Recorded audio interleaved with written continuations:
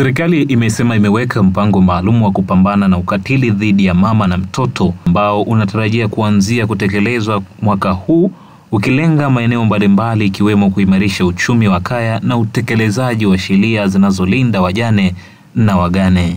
Waziri wa Maendeleo ya Jamii, Jinsia na Wanawake na Makundi Maalum, Daktari Dorothy Gwajima amesema hayo katika maadhimisho ya Siku ya Wajane Duniani iliyofanyika katika manispaa ya Iringa, huku akisema kuwa serikali imekusudia kupitia mpango huo kusaidia makundi yaliyo hatarini, hususan wanawake na watoto wanaokumbwa na ukatili.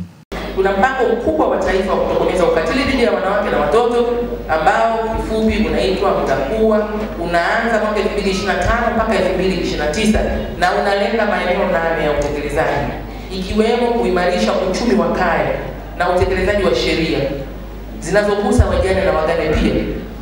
Mpango huu unalenga kusaidia jamii hasa ya makundi yaliyo hatarini.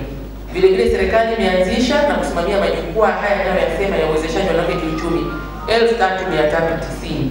Sasa wewe kama pote huko utapitwa, utabaki unalia, utapata maudhi, kuna mtu kusaidia kisaikolojia, au kwenye jukwaa utaanza kutaka mawazo mabaya na kujiga, utaua watu, utajua wewe mwenyewe faida hakuna, ule sio ushujaa.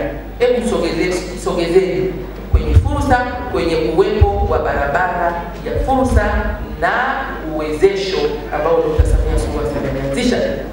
Serikali ina madawati ya jinsia na watoto 420 kwenye vituo vyote vya polisi, na katika majeshi ya magereza madawati 153. Yaani hizi zote ni barabara zinakulenga wewe. Alafu wewe unalia peke yako, unaamua kuua watoto, ujiue na wewe. Hii sio haki. Hata Mungu hatakupokea.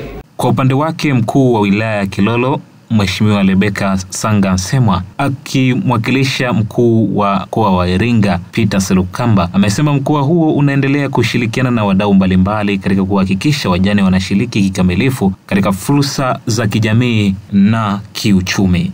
Mkoa wa Iringa unaendelea kushirikiana kwa karibu na wadau mbalimbali kuhakikisha kuwa wajane wanapata fursa ya kushiriki shughuli mbalimbali zikiwemo za kijamii na kiuchumi, na kuhakikishiwa mazingira salama ya kuishi ili kushiriki kikamilifu katika maendeleo ya jamii na kuinua uchumi wao na kuchangia ukuaji wa uchumi wa mkoa na taifa letu. Mheshimiwa Waziri, kama unavyoona hapa kuna kamati ya usalama ipo kuhakikishia usalama wa wajane wetu. Mheshimiwa Waziri, maadhimisho ya mwaka huu yamekusanya wajane kutoka halmashauri zote 5 katika wilaya 3 za mkoa wetu, na yanaambatana na utoaji wa elimu juu ya haki za wajane, huduma za afya na fursa za uwezeshaji kiuchumi. Ni jana tu tulikuwa na kongamano la pekee kwa ajili ya wajane wa mkoa huu na maafisa maendeleo ambao tumejifunza kuhusu afya, lishe, haki za kisheria, hususan kuhusu mirathi na malezi kama sehemu muhimu katika ustawi wa familia na jamii kwa ujumla.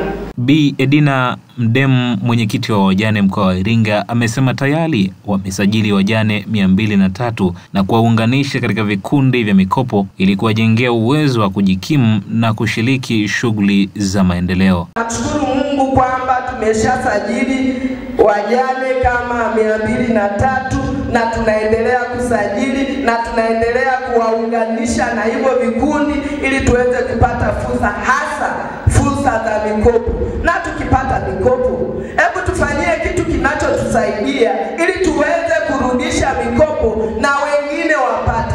Hatuwezi kupata kwa pamoja. Mimi jana nilikuwepo pale kwenye kongamano. Watu wanaulizwa juu ya habari ya mikopo.